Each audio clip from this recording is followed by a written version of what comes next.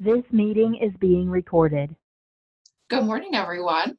Happy Thursday. We're heading into a holiday weekend. It's one of my favorite holidays of the year. I love Easter. I love this time of year, mostly because it's spring and everything is so new and fresh, and because there's Reese's peanut butter eggs also. Hey, I've been thinking a lot about motivation and knowing that some of us are struggling with that right now. Turns out that I need more than just time to clean my house, get super organized, learn how to play the piano and read the classics. I guess I need motivation in addition to time. But you know what? I'm not going to do any of those things because those aren't things that I really want to do. They're things that I think I should do. And I think in life there are things that we have to do, absolutely, whether we love them or not. There's things we have to do.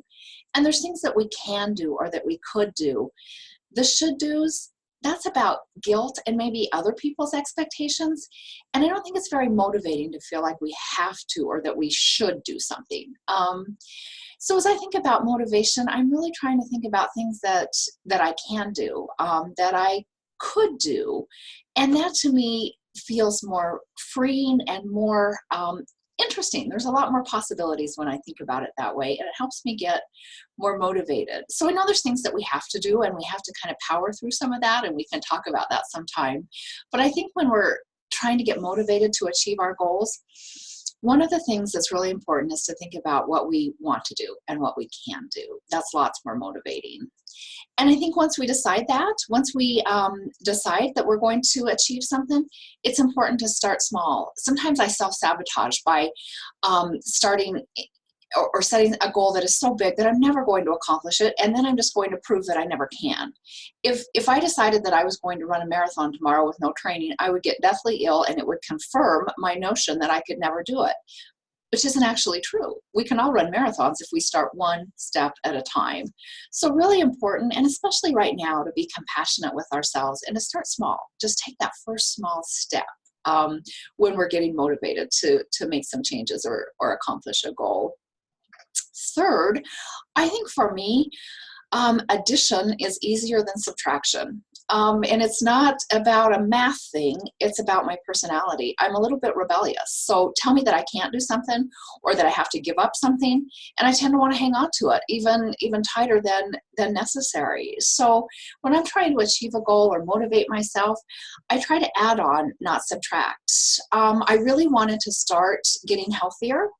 And for me, if I had told myself, okay, no treats, no desserts, no Reese's peanut butter eggs, I would have really dug in and resisted that. But I do like activity. I do like being active. So I've challenged myself to walk to work every day, to add more exercise and more movement to my life. And I'm finding that by adding something, adding more healthy behaviors instead of subtracting, I actually have different cravings. I actually want to eat differently. It actually motivates me to make other changes and bigger changes.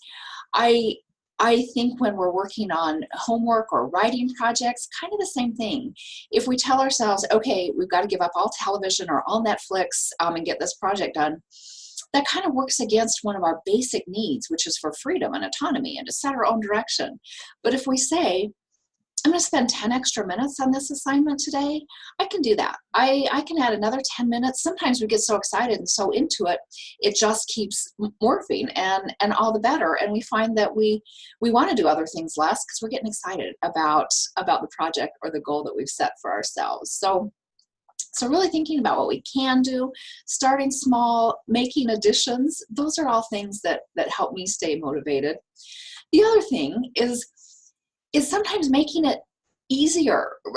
Research tells us if we make something 20 seconds, just 20 seconds easier, our brain will create a habit a lot faster. Our brain's always looking for shortcuts. That's what it does. And thank heavens that it does, because we make our brains do so much every day that they're looking for shortcuts. And truly, if we can make something a little bit easier, make it a little bit of a shortcut, our brain will actually help us achieve that. So, silly example, sleep in your workout clothes. You wake up ready to work out, and it's almost harder to not work out if you're already dressed for it.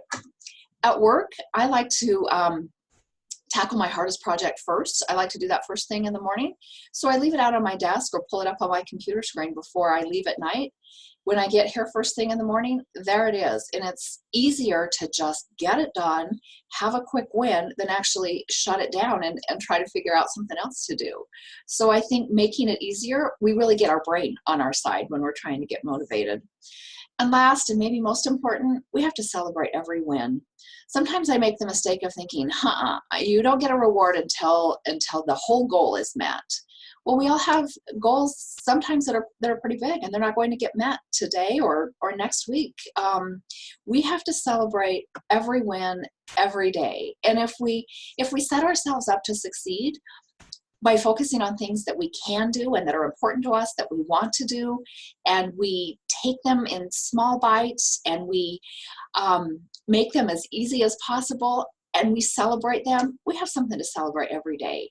So I hope you find this weekend full of celebrations for yourself and for life around us. Hope you all have a really happy Easter. Take care. Bye-bye.